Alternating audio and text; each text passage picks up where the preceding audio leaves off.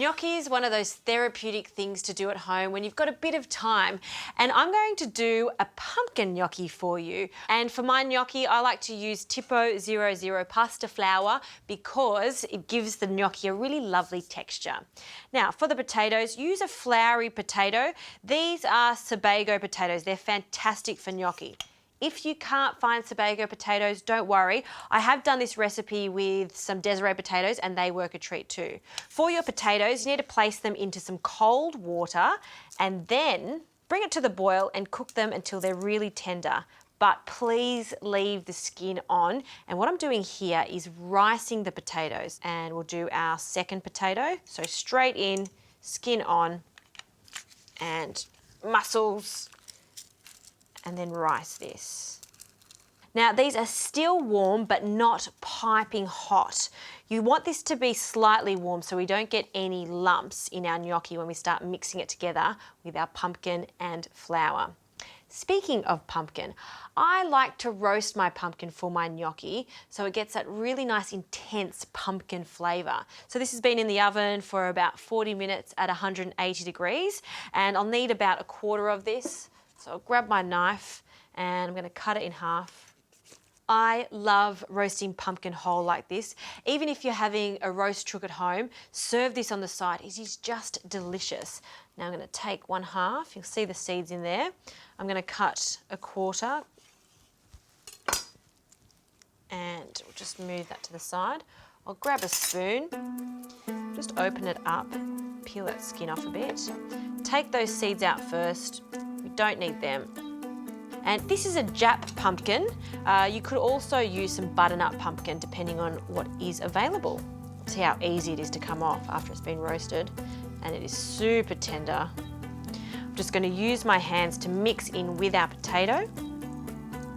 And give yourself a lot of space when you're making gnocchi because you want to mix it all together. Clean hands, incorporating the pumpkin with our potato. And now just make a little moat with our pureed vegetables. We need to season this, a good pinch of salt, and I'll also season with some parmesan, so freshly grated parmesan. I love this crumb texture because it really incorporates nicely. Now for our flour. This is about 200 grams of flour.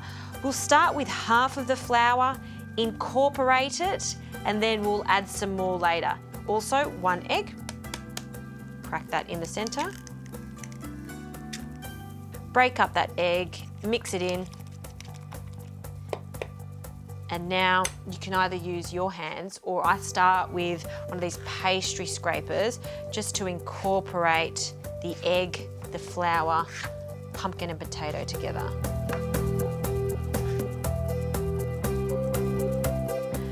Okay, it's just detaching from the board now, so that's as much flour as I need.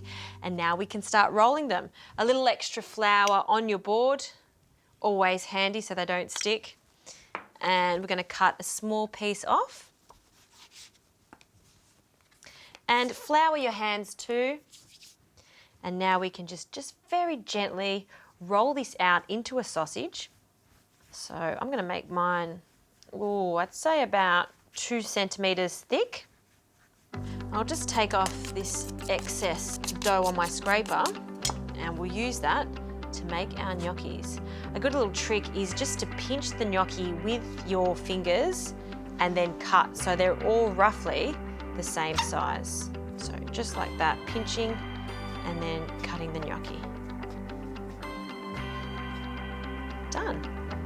Have a look at them. A little gnocchi dumplings. I'm going to make a few more of these, pop them on a floured tray, get some water ready, and then they're ready to cook.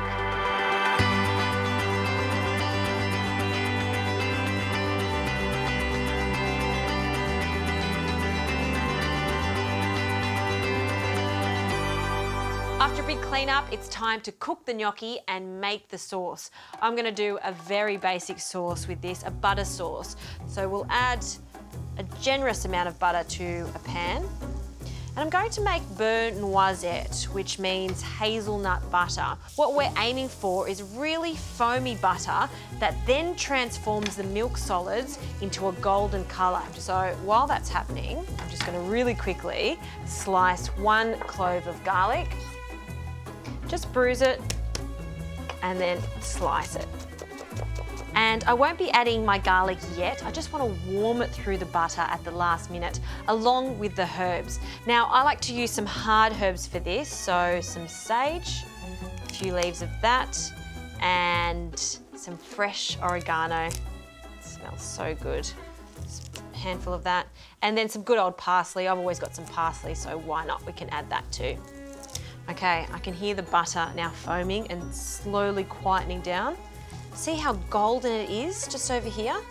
That's what we're after.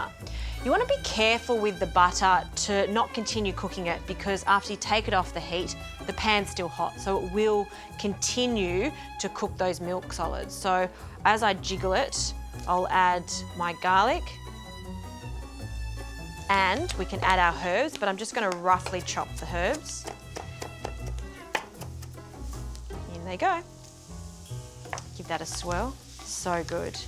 Okay, done. We'll pop that to the side. I have turned the heat off, so we'll just leave that over here.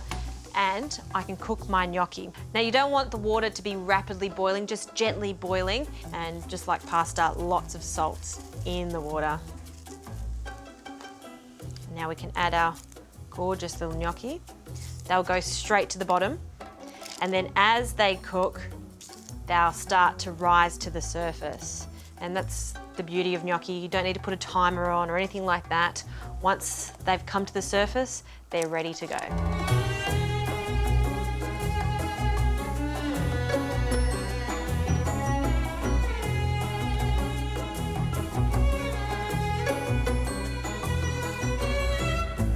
Look at these little bundles of joy. See how they've come to the surface? They've held their shape and they're ready. It's a good idea to cook these in a big pot like this, so there's lots of space for these little gnocchi to dance around in the water, as opposed to a small pot. Now we're going to pop them directly into that yummy buttery sauce. You can add some of that starchy water. It's actually quite good because it's going to give our sauce a nice sheen. Give that a shake. Oh, yes. Finishing touches, some nutmeg, pumpkin, nutmeg, best mates. Pumpkin and orange, also fantastic friends. So I'm just going to add a small kiss of it, just a little zest of orange right at the end there. Not too much.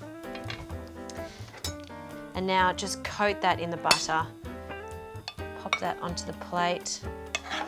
Serve it in a bowl, but I kind of like the idea of it on the plate and they're sort of sitting in a pool of that butter. And to finish, some Parmesan. You get it in restaurants, you go, how do I make it? Well, this is how you make it. It's easy to do and it is so delicious in a butter sauce like this. So light, you can really taste the pumpkin and just those little nuances of orange and the nutmeg and the beautiful herbs in there rounds this whole dish up. It's elegant and it's really easy to do. If you want to impress someone, make them pumpkin gnocchi. Don't forget the butter sauce too.